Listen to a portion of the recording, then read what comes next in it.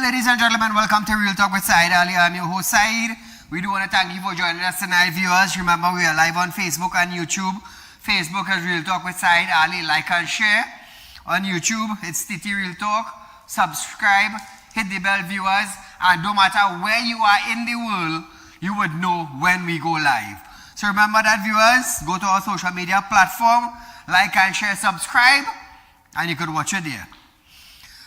So, viewers, passengers traveling on Saturday, March 14th on specific flights are required to complete the Trinidad and Tobago digital arrival or departure online form via www.travel.gov.tt. So again, viewers, if you're traveling on Saturday, March 14th on a specific flight,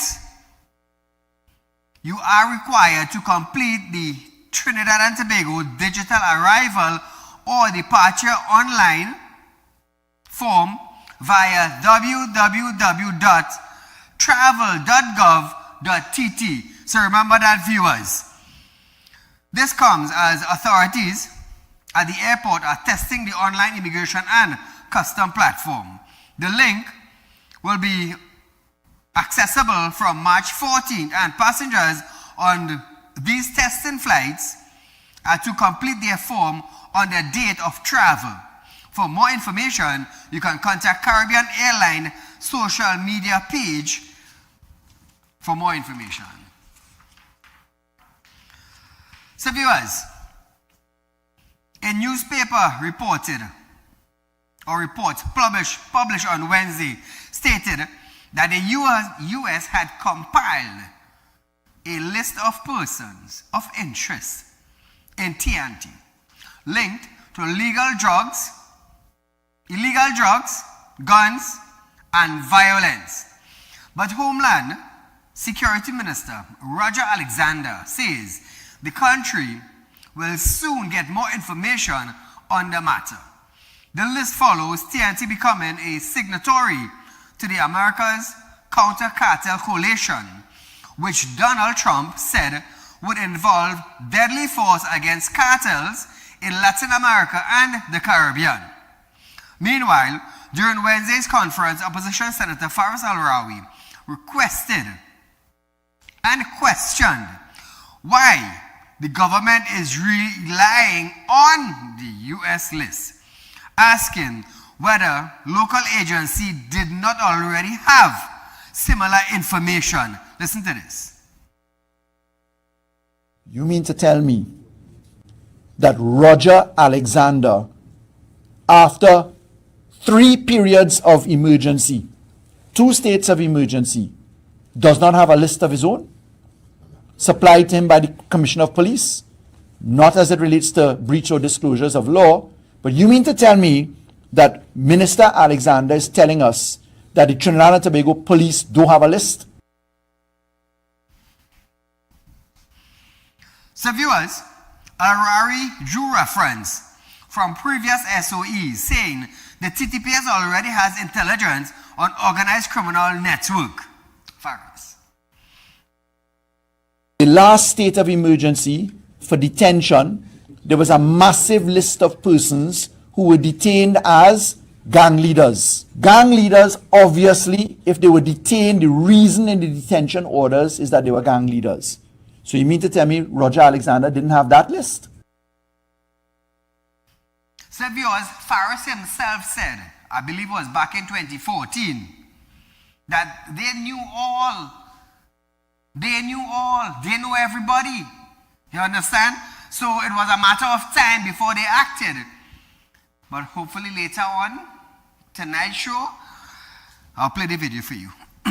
Now, he questioned the structure of national security oversight in TNT, pointing that under the Strategic Service Agency Act, the minister responsible for national security is supposed to oversee the country's intelligence agency, Faris. In Trinidad and Tobago, that portfolio for the SSA under the SSA Act, which says you must be the Minister of National Security, is actually the Attorney General. John Jeremy, Attorney General of this country, is the person that manages the SSA. I want you to ask Minister Alexander if the US actually shares information with him. And if they don't share information with him, ask him why. I also would like you to ask Minister Sturge if they share information with him. And if they don't share information with him, ask him why. So Trinidad and Tobago, for 10 years, or let's say 9 years, the PNM administration was in power. Why is it 10 years up the road, we're still talking about who know where they're living? They're still talking about how much gangs run in Trinidad and Tobago. They're still talking about how much members in the gangs that is running Trinidad and Tobago. Why is it 10 years up the road, we still talking about how many gangs it have? What about dismantling the gangs? What about that? For 10 years or 9 years, what was the plan? Why 10 years up the road, we still talking about how much gangs it have? And the numbers are growing. Why? I ask myself this over and over and over. Minister of National Security knows the gangs. The TGPS knows the gangs. The citizens of Trinidad and Tobago knows where gangs are. But yet, for 10 years up the road, we are still discussing the growing number of gangs and gang members in Trinidad and Tobago. 1.4 million people. And you will tell me we're still talking about gangs in Trinidad? From Chagaramas to Guayari. If you pass through Chagaramas, you go through Toko, you come down Guaya in about 2 hours time. 2 to 3 hours time. You're reaching another point in Trinidad and Tobago. But yet we are in 2026 talking about how to dismantle gang. What is wrong? What is wrong? Why is it that the numbers are growing and not decreasing? Why? This is what I'm baffled to myself about. We have ministers come, ministers go. Commissioner come, commissioner go. Heads come and heads go. But yet, 10 years up the road, we are still discussing how many gangs I have. And the numbers are growing. So all that money that has been allocated to the Ministry of National Security, why is it that the gangs are not being dismantled in a 2x2 country with 1.4 million people? Why? The Attorney General knows how much gang, where the gangs are, and who the gangs are. The Commissioner of Police knows. Members of Trinidad and Tobago Police Force knows. The Army official knows. The Coast Guard knows. But yet in a country with 1.4 million people, we have to build our house like we in jail. Why is this? Why? We have to wonder if anybody go rob we while we walking on the streets. 1.4 million people. Why is this? Why do we have to face these consequences? Let me tell you something. We have 4 and 5 million people here now. It's just 1.4 million people. Let's just say 1.5, 1.6, somewhere wrong there with all the immigrants in Trinidad. It's sad. It's sad. Commissioner come, commissioner go. Minister come, minister go. National security, and it remains the same. The same. And the talk is that, we put in legislation is in place, and the TDP is coming up with strategies. It is the same thing, come and go, every year goes. Money are being allocated, and what? Absolutely, what is being done to actually fix the problem? Can any minister answer that?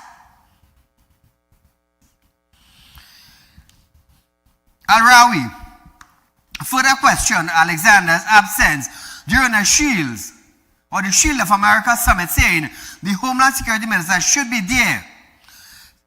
central to international efforts to combat organized crime. Faris. If we are taking the fight of criminality in Trinidad and Tobago seriously, how on God's earth, in blessed Trinidad and Tobago, could we be leaving out Roger Alexander? Minister Sturge was in Miami dealing with signing on positions. Prime Minister attended a joint Southern Command initiative. Nothing new. So Trinidad and Tobago, like I said, Faris Al-Rawi back in the day knew about it and nothing done. Today he's asking questions. So listen to this. The Trinidad and Tobago Police Service and intelligence agencies confirm that the gang members are known by name, by street address, by location, by affiliation, by connection, by operation. And I ask, and I will take my seat for the answer to the Attorney General. If this Parliament today agrees with you and with your plea for this legislation to return, because the police, as you've indicated, have given and furnished you with the names, addresses, numbers of gangs and gang leaders, and I'm sure with your consultation, as responsible as you are, would have... So Trinidad and Tobago, what is that? What is that? 2017, Faris said that. 2018, 2019, 2020, 2021, 2022, 2023, 2024, 2025, PNM was in power. What happened? What happened? I want to know. Monies were being allocated, and still we are in 2026 asking ourselves, what is the problem in solving it? Kola, good night. Good night, Mr. Saib. Go right ahead, your life. How you go find the gang in Parliament? The gang is in Parliament, you can't find them. Oh. Them know they're right head over there. Thank you. Thank you, my friend.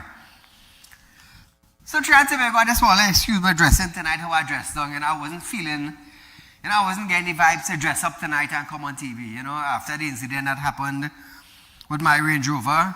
I didn't feel like dressing up and coming on set. It just on my head, it's a big loss. 700,000 is a little bit of loss. But saying that, I just want to say, this pound picture of the guy. I just want to say Trinidad and Tobago, the picture of the guy. Russell Sterling. Russell is assisting the police in the investigation. And that is all I will say. Russell is assisting the police in the investigation. So that is all I will say for now, viewers. Like I said, I'm going to leave it in the hands of TTPS to do their jobs. They are the police, they have their job to do. I have my job to do, so I will stick with my job, and they will do their jobs. And that is what I could say tonight. He's assisting the police in the investigation. So viewers, 2026, and we're still talking how much gangs. Back in 2017, Faris knew everything. Everything they knows from 2017 to 2026. And we have in Trinidad escalating gangs with members growing. Why is this? Why? Well, we need more police officers on the streets. We need to patrol the streets more. We need to bring out the army official, the soldiers that put them on the streets, bring out the whole barracks. What is the plan? What do we really need to do? Because we have the opposition, we have the government, and both of them knows. But yet we are in the same situation today. It has even gotten worse. So why? I ask myself why. Viewers, we are going for a short commercial break, but when we come back, Embert warns TNT on global oil prices surge. Yeah, who talking? Embert. More when we return.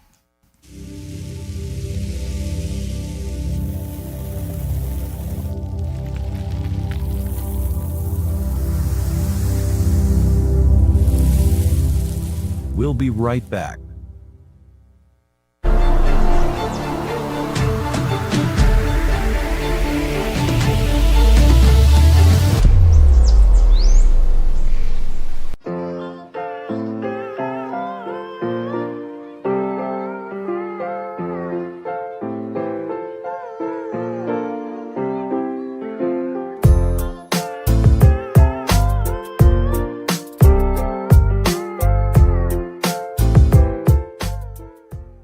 At Real Talk Studios, we dedicate our time to highlight the blaring issues we face within our community.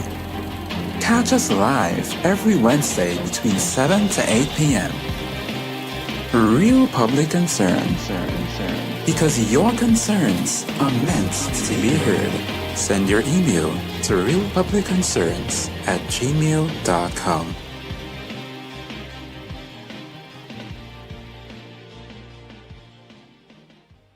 When life throws you a curveball and you need a clear path forward, trust Real Talk Wrecking Service to get you back on track. Whether you're stuck on the roadside or dealing with an unexpected breakdown, our 24/7 wrecking service is just one call away. Fast response, reliable towing, and a team that's got your back. At Real Talk Wrecking Service, we don't just tow, we rescue. Real Talk Wrecking Service, your lifeline on the road to recovery.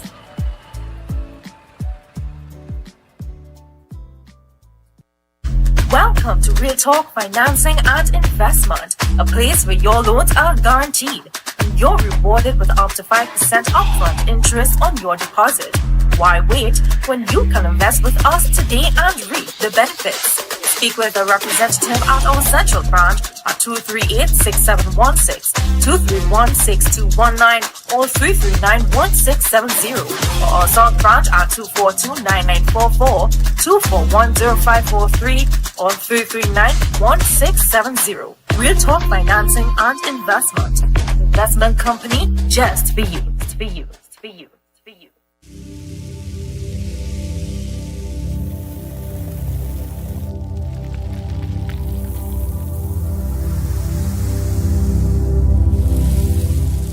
Welcome back. So viewers, former Finance Minister Clongenbert is warning the countries on a recent surge in global oil prices, triggered by escalating tension in the Middle East. Speaking at the opposition media conference on Wednesday, Mbert cautioned that the outcome of the current Middle East conflict remains uncertain and dismissed suggestion from government officials that the country could see significant financial growth. It's really a double-edged sword. We don't know how long this war will last. So we don't know whether, as I said, Dr. Monilal's boast that the coffers are going to be overflowing with riches because of the Iran war is going to bear fruit. The war may be finished quickly. We don't know.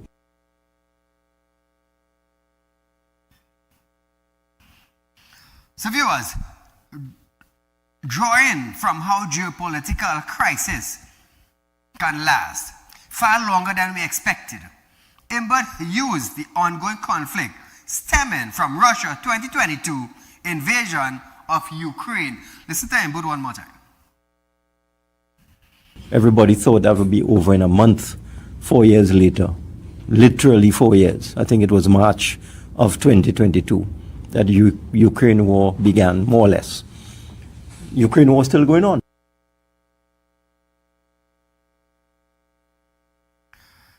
He said oil price briefly climbed above 100 US per barrel following the escalation, but later fell into the $80 bracket, 80 US dollar per barrel range after the US president indicated the conflict might be short-lived. So we might enjoy a short span of the $100 US per barrel.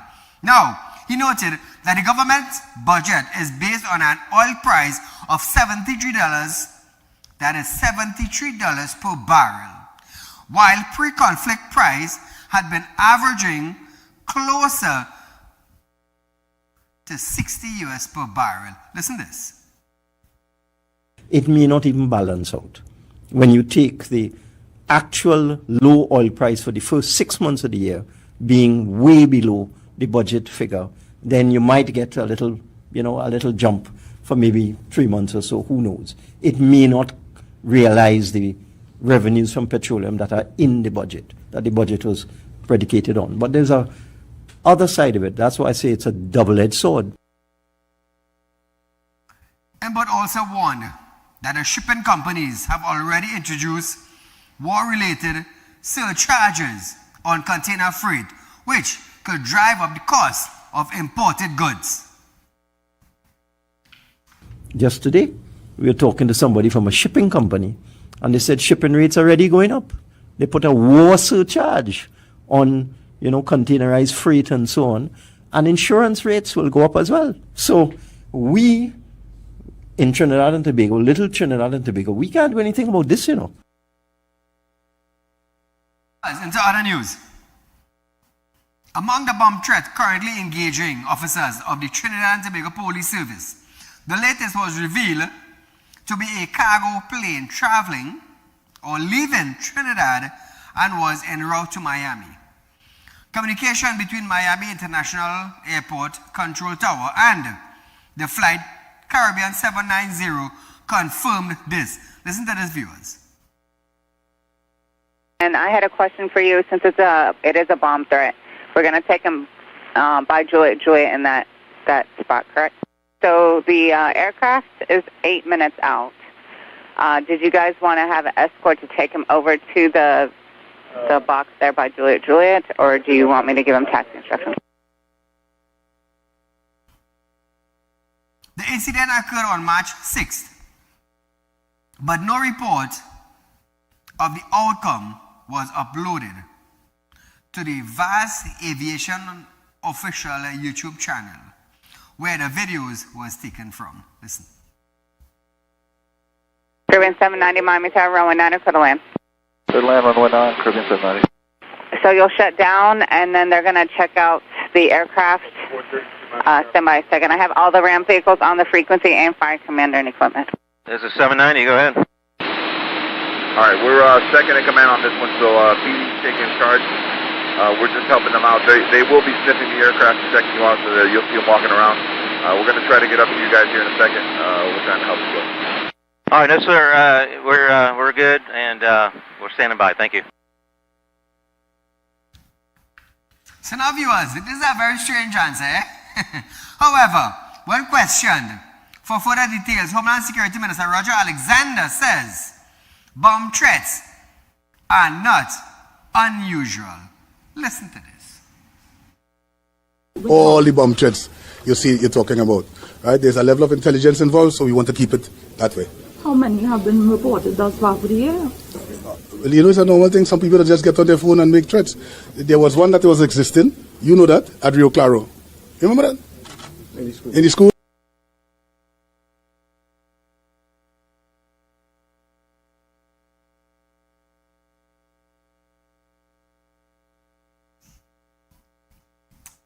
So viewers, while Roger Alexander is saying bomb threat is not something strange to us in Trinidad and Tobago, we ever had a bomb threat on an airplane in Trinidad there? I believe this is the first. Because we always hear bomb threat close to bank, around bank areas, in ministry buildings, but first time on an airplane. But nevertheless, the way times are going, you never know what to expect. Other news. Criminal attorney Saieed Ali have stated that licensing officers must be treated with the same respect afforded to police officers. This after a confrontation went viral involving a maxi taxi driver and a licensing officer along the Southern Main Road in Curepe earlier this week. He stated that public often forget that licensed officers perform a law enforcement function and should be treated accordingly. Listen to this. They are simply doing what they have to do and executing the law under the Motor Vehicle and Road Traffic Act. We may not like the manner in which the law is being executed. We may think that some officials tend to be high-handed. But the job is a difficult job, and one has to do it. Police have since charged the maxi taxi driver with assault. Ali noted that motorists retain constitutional protection, but only when they remain within the law. Ali. If it is we stay within the parameters of the law, meaning we, being civilians, we as drivers are the nation's rules, then these officers cannot in any way infringe on our right to life, liberty, security of person, and enjoyment of property.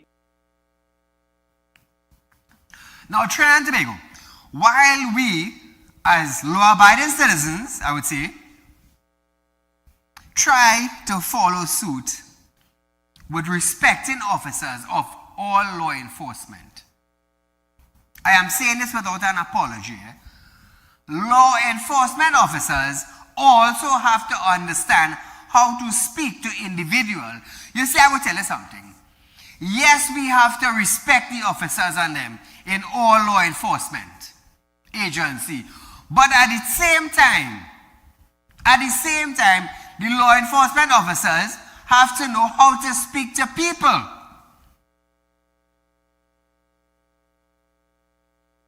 When you give respect, you will receive respect. Now, that is one aspect. Now, what about if we have law enforcement now harassing?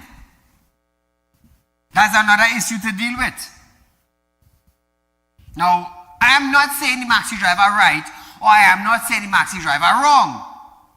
But what about if these license officers now were constantly now engaging with the maxi officer? Constantly over a period of time. And maybe he just get fed up and decided, you know what, today's the day I go down and lash out. We don't know what happened. So we have to have discussion with both sides. With both sides. The maxi driver have to understand that, hey, they are licensed officers, they are entitled to stop and search. Ask for driver's permit, ask for insurance. That is their entitlement. Your entitlement now is to abide with the officers. But sometimes drivers get frustrated with officers of all part of the law agency with harassment. We hear numerous complaints from time after time, right here on our show. People call in and talk about the harassment of officers. On social media, we see it all the time. That is why on the streets in Trinidad and Tobago, we would hear people saying that they do not trust the TTPS anymore. Why? Why does the public have to say that they don't trust TTPS, or they don't trust licensed officers, or they don't trust army officials? How did that come about in the arena now? There must be a reason. There must be a reason. Caller, good night. Mr. Said, great program. And man, you're still standing strong, man. That's the good Lord bless you and give you that power and strength. You're standing strong and hosting your program. So I'm very saddened and angry and hurt about what happened with your vehicle that was burnt, you know. Yeah. And, you know, you're doing so much for this country, and those miscreants, those no-good that burn your vehicle, you're doing so much. You're helping their parents and family and brothers and sisters to better their lives in this country and the citizens of this country at large. And this is what they do to you. So, but you, the good Lord will give you the strength, He will bless you, and you continue doing this great job you are doing to fix this country. This is just a handful of them. You could count them on your hand, the miscreants and no good.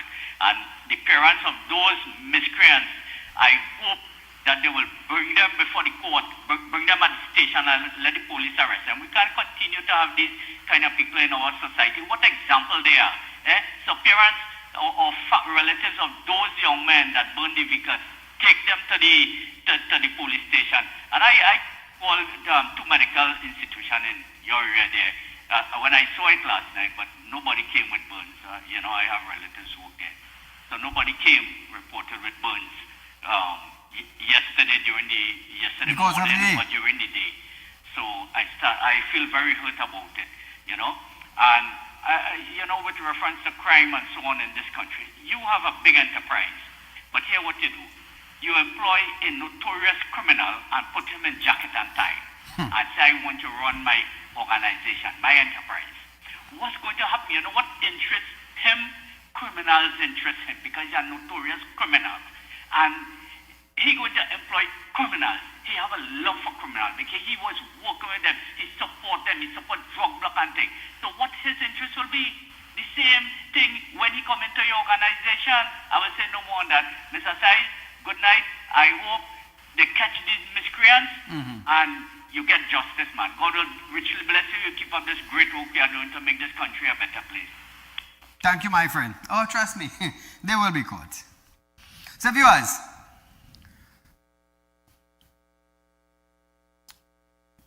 Attorney Ali, he also addressed the maxi taxi drivers in the viral video, noting that he should have filed an official complaint through the Maxi Taxi Association. Ali said a similar complaint pathway exists for motorists who are of the opinion that a licensing officer did not act within integrity. He warned that licensing officers can be investigated and disciplined. So viewers, there is a channel for it. Listen to this. You can simply file a complaint at the Ministry of Transport and Civil Agency that Officer A, Officer B, they are doing things and by course of their actions, victimizing members of the public who are operating in a high-handed manner. So if it is the investigation reveals that the officers acted in a manner that brought the civil service into disrepute by way of they breaching their code of conduct, then charges could be laid against any of the officers. But that will be subject to investigation. So, Trinidad and Tobago, tonight you will understand that for the maxi taxi drivers who feel offended or feel they have been abused by licensing officers, go to the Maxi Taxi Association. Whatever area you're from, there's a Maxi Taxi Association. If you feel that you are being victimized by licensed officers, get in touch with the Maxi Taxi Association head and file a complaint. That is what you have to do. Same thing with the Taxi Driver Association. Come together, voice your concern, make a complaint. That is what Attorney Saieed Ali is saying to Trinidad and Tobago. In other words, go to your association and file a complaint, which is the correct thing to do. We understand that. Now, he encouraged the public to record interactions, saying video footage offers the clearest picture. The attorney said both motorists and officers have responsibilities, insisting that proper procedures, not public confrontation, is what protects the right and ensure accountability. So Trinidad and Tobago, we have heard it tonight. Both parties, maxi taxi and motor vehicle, you work in taxi, go to your association. If you're having a problem, whether it be licensed officers, whether it be police, whether it be traffic warden, file an official complaint. Make it black and white in documents. So viewers, we are going for a short commercial break, but when we come back, I want to discuss the constitutional power must be exercised within a reasonable time frame. We're going to be talking about the DPP office.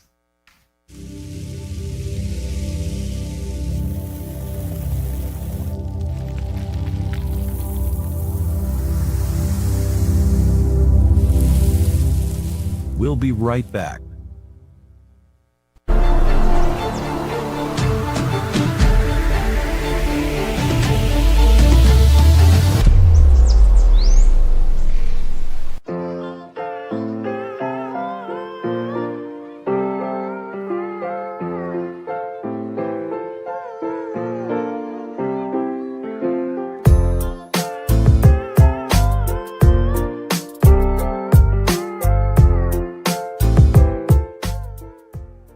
At Real Talk Studios, we dedicate our time to highlight the glaring issues we face within our community.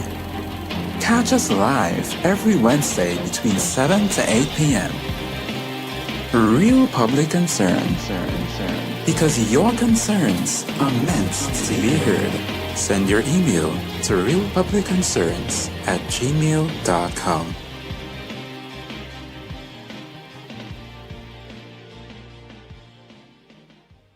When life throws you a curveball and you need a clear path forward, trust Real Talk Wrecking Service to get you back on track. Whether you're stuck on the roadside or dealing with an unexpected breakdown, our 24/7 wrecking service is just one call away. Fast response, reliable towing, and a team that's got your back. At Real Talk Wrecking Service, we don't just tow, we rescue. Real Talk Wrecking Service, your lifeline on the road to recovery.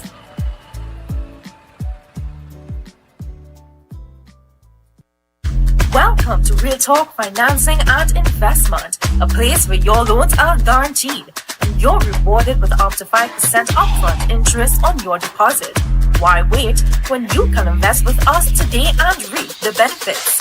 Speak with a representative at our central branch at 238-6716, 231-6219, or 339-1670, or our south branch at 242-9944, 241-0543, or 339-1670. Real Talk Financing and Investment.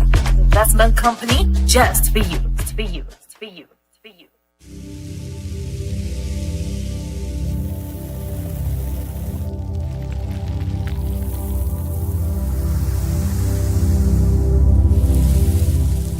Welcome back.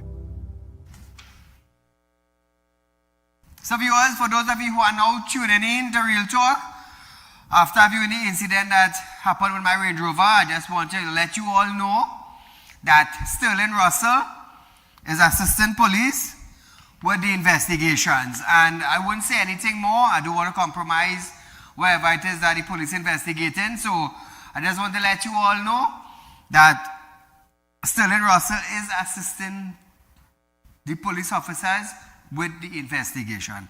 And I'll just stick up and right there until further. So Trinidad and Tobago. The High Court has ordered a DPP of the public prosecution to decide within 35 days whether to proceed on an indictment in a long-standing criminal matter involving 2 police officers charged with misbehavior in public office. The ruling was delivered on March 12th by Justice Frank C. Prasad, who said the Constitution requires that prosecutorial powers be exercised within a reasonable time and not left in a state of prolonged uncertainty. So viewers, the judge review claimed was brought by 2 sergeants who were charged back in 2014 and later committed to stand trial in 2020. So the claim by the officers who were charged happened in 2014. 6 years later, they were committed to stand trial following the conclusion of a preliminary inquiry. Despite the committal, the case has not progressed because of the Office of the Director of Public Prosecution has yet to determine whether indictment should be filed. So why? Why is it taking so long now to review, pass a judgment, and let the judge proceed? Now Trinidad and Tobago, listen to this, back in 2014, they were charged. They were committed to stand trial in 2020. That is 6 years up the road. We're in 2026. And no answer has been given from the DPP office as to how to go forward. This will cause backlog. Now, when you have 2,000 cases like this, or 3,000 cases like this, what is going to happen? What is going to happen? So after reviewing claims by the two of them in 2014, 2020, there was a stand trial. 2026, no answer how to go forward. So I want to, is the DPP entering that? I just want to ask that. So 2014 to 2020, that is 6. And 2020 to 2026, the next 6 years. So like 12 years a matter just right there. 12 years, and who knows how many thousands are like that. So now Trinidad and Tobago, now viewers, it is up. It came up to the judge now. A little bit again, there's someone's the DPP. A little bit again, the DPP might get someone to come to court as to why is this matter taking so long. 12 years and it ain't reached nowhere. 12 years the matter ain't. But you making joke. This is madness. This is madness. So after they went now in 2020 to court, why couldn't they go forward? You done committed the stand trial back in 2020. What was the key back?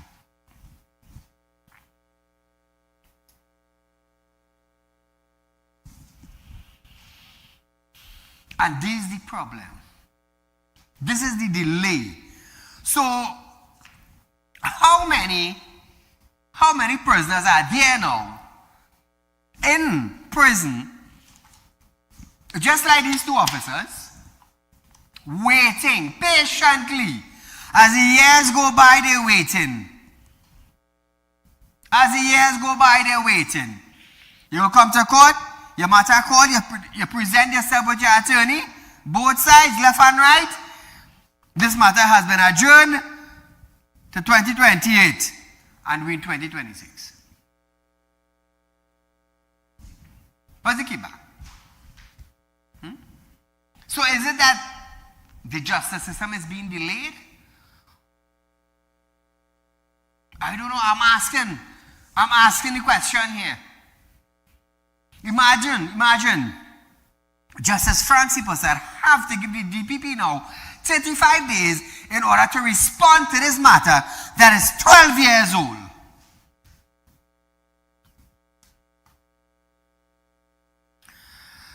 Despite Comitel,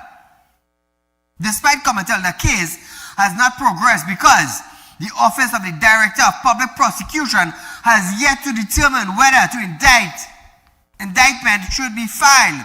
Where is the key back? Now, in his judgment, Sipasad stressed that although the DPP has constitutional independence under Section 90 to institute or discontinue criminal proceedings, the authority must be exercised diligently and without unreasonable delay. He stated that the constitutional power of the DPP cannot be interrupted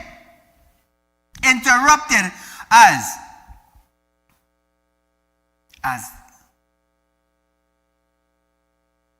leniency for inaction, and must be carried out in a manner that upholds fairness and the proper administration justice. Now, the judge also rejected argument that the heavy caseload, staffing shortage, or administrative difficulties could justify the extended delay. 12 years? So wait, you trying to tell me you had caseload, you had staff shortage, you have administration difficulties for 12 years? But what is this? So just imagine, I sit down now here in prison now for 12 years now, waiting. For 12 years. Because somebody gets sick. The next person had diarrhea. This one can't read good. That one can't see good. That one get up late. The next one have a hangover. So I sit on for 12 years and digest it.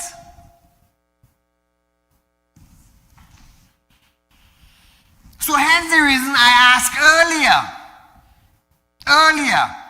we have Trinidad and Tobago almost run amok with gangs and criminal activities.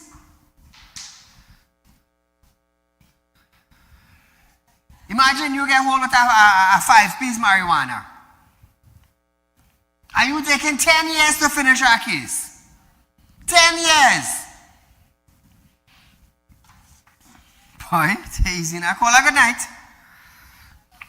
Yes, sir. Good night. Go right ahead, my friend. Yes, sir. Concerning your vehicle there, but sorry to hear about all going on there. I appreciate that, my friend. But let me tell you something, right? On that note too, police ain't gonna do nothing for you there. I just give you a heads up. They just can't solve nothing. Right? You gotta deal with that situation on your own, partner. I just telling you one time because I see worse than that and nothing ain't come out right now. I understand what you're saying, my friend. Thanks so much. Yeah, but on our next note, right? I just want to touch on something before I go to now. Tell me. I was reading an article, right?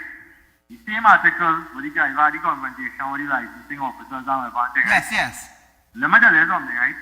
From where I read an article there, the driver wrong and the license officer have all rights. You understand what I'm trying to tell you? Clark need to understand that the officers was wrong too. And them fellas are to be punished as well as the driver. They don't take one hand to clap, you know. People need to understand that. Correct. And the man clearly say in the video that they accosted them and they grab him by his shirt first before the fight starts. So them start the fight and they have a next video circulating yesterday with a license officer talking on the motorist outside license office, you know, giving the man a ticket. So Clark needs to send the people for proper training to deal with the public before you put them fellas out there. Because them fellas have no training to deal with the public, boy. And you cannot give your officers and them right. Because the man can't get 100% wrong, you know. You're supposed to suspend your officers too. Who just take all the man key from the bus? Who just was fighting with the man outside? There's 2 officers involved in a fracas with the man, you know.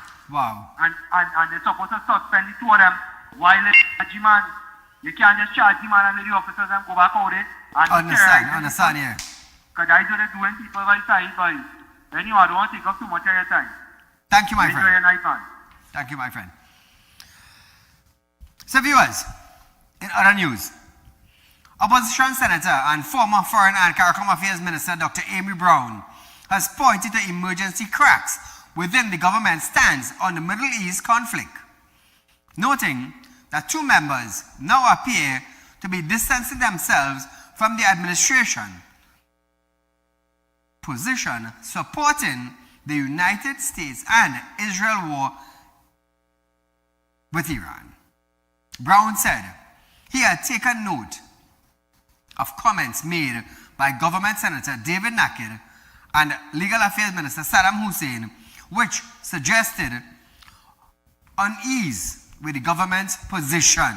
Listen to this.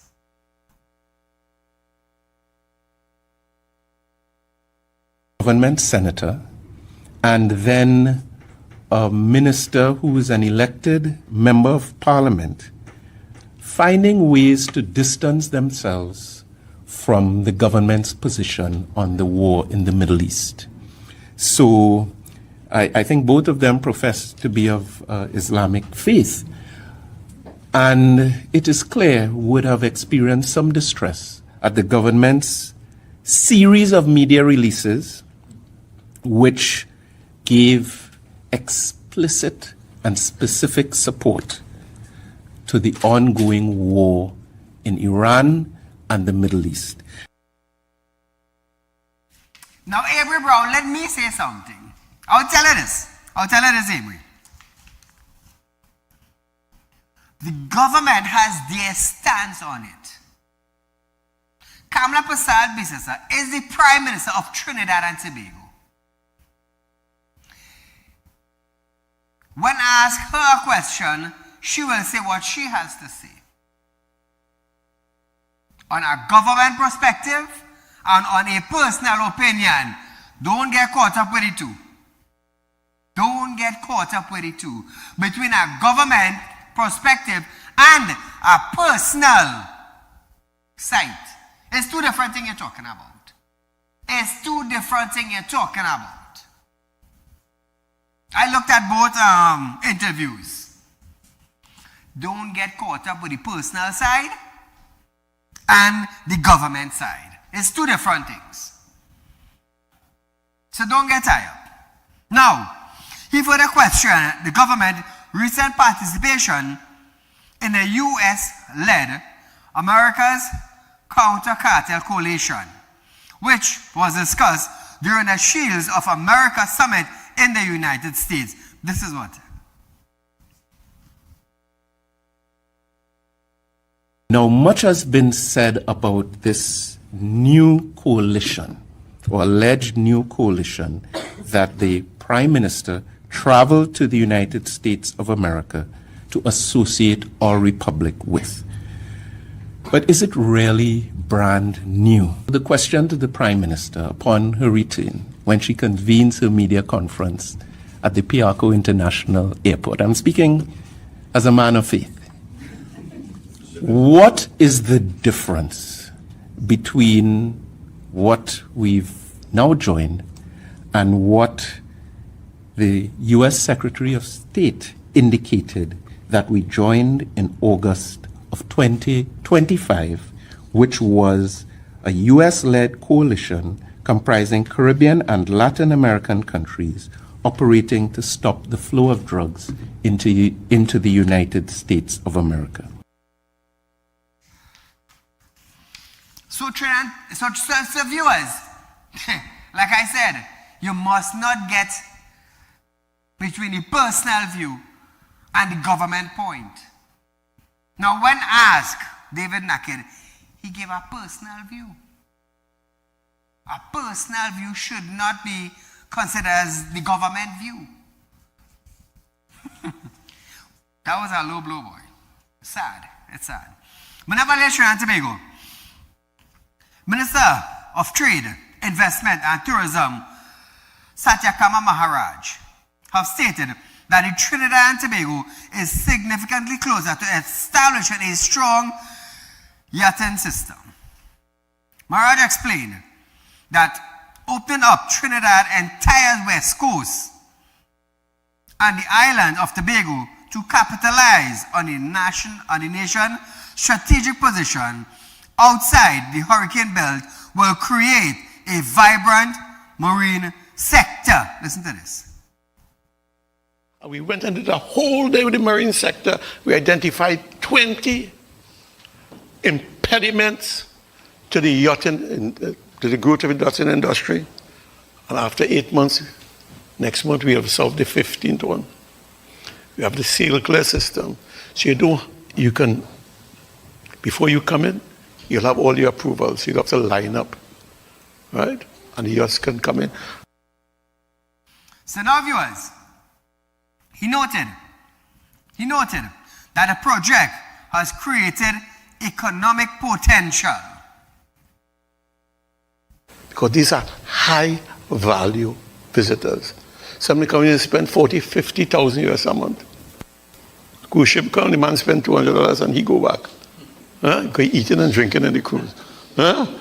We want the yachts to come here. You know where they come here to? To repair their boats. To get services here. And we have talent, extremely talented people. Trinidad and Tobago, I often say, what are we doing to promote tourism in Trinidad and Tobago? I have a yacht. And that is it on television there. Exotic, a beautiful boat. Very exotic, the interior, very, very exotic. And from time to time, I go Grenada, I look at their tourism. We go Barbados, we look at their tourism, and it's growing. But in Trinidad, it is dying. Why is it dying? Why? What do we have for the yachties to come into Trinidad and Tobago? What do we have in Trinidad to pull them from the Caribbean countries and bring them into Trinidad? What? Exactly what? Too much red tape. I will tell you that. Too much red tape. Too much, too much, too much. In order for the Yatis to leave the Caribbean and come down to Trinidad, you need to cut out 90% of the red tape. Let me tell you something. The amount of red tape it have for a Yati to come in Trinidad and Tobago is a stinking shame. It's a stinking shame. That, let me tell you something. Yatis coming from outside into Trinidad is US currency they're spending, not Trinidad and Tobago dollar. Not Trinidad and Tobago dollar. It's US currency. But then again, when we do have people who know about marketing, who know about strategies, who know about opening something to make something from nothing, what would you get? Nothing. I've always said, what do we have for tourism? What can we do to attract outsiders in our country? When Carnival done, that is it. That is it. Tourism done. We have to wait for the next year. Imagine that, eh? Imagine that. What do we have? What? So what we need is a department. Somebody who could have strategy and planning in order to pull. If your magnet not good, if your brain power is not good, better you stay home and look for something else. So viewers, we have come to that time of our program. Oh, before I close off, I want you to listen to this.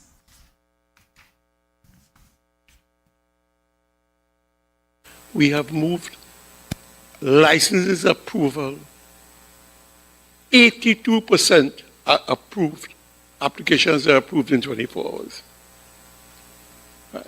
We are aiming for 100%, but sometimes the documents are not complete or there are other agencies involved. So we are open for business and we are facilitating business in any way possible. You need somebody with a brain. That's what they need. So viewers, I must say good night until we meet again for another live show. This is Saieed saying, be safe and enjoy the night.